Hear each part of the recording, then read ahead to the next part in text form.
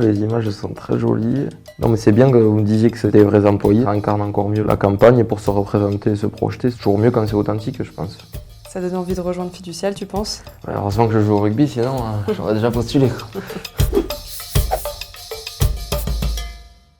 Oui, évidemment, je vais pas dire le contraire, même si c'est dur de dire que c'est un métier parce que c'est avant tout une passion, mais oui, ça compte.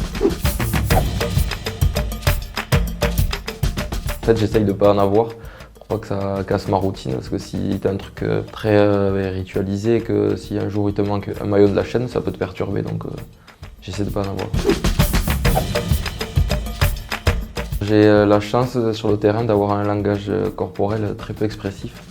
Qui, dans la vie de tous les jours, des fois ça peut perturber les gens, mais sur le terrain ça me sert, donc je pense que c'est une force, donc même si ça reflète pas toujours ce qui se passe à l'intérieur, au moins il n'y a rien qui transparaît sur les adversaires et c'est toujours mieux.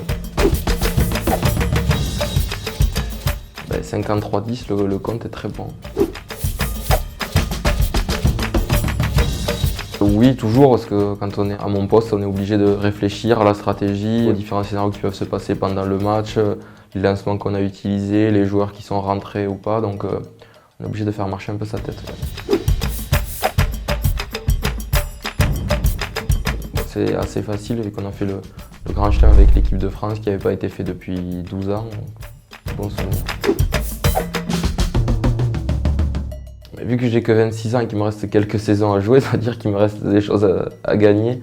Et surtout cette année avec la Coupe du Monde qui arrive, ça met déjà la barre très très haut. Oui, on la ressent depuis 2-3 ans maintenant, on sent qu'il y a un engouement derrière cette équipe de France. Les gens ont envie de nous soutenir, on le sent dans les stades, dans les audiences, dans les médias. Et évidemment qu'il y a la Coupe du Monde en ligne de mire qui est la locomotive de tout ça. Si on parle des objectifs de carrière que je m'étais fixé quand j'étais petit, je suis loin du compte devant, oui, parce que évidemment que je rêvais d'un jour être professionnel, mais jamais j'aurais pu imaginer faire tout ce que j'ai fait jusqu'à maintenant. Mais comme j'ai dit, il y a quand même un trophée que j'ai pas eu et que personne n'a jamais eu et qui est dans 6 mois. Et du coup, je vais te demander si tu es content de cette interview. Je suis ravi même.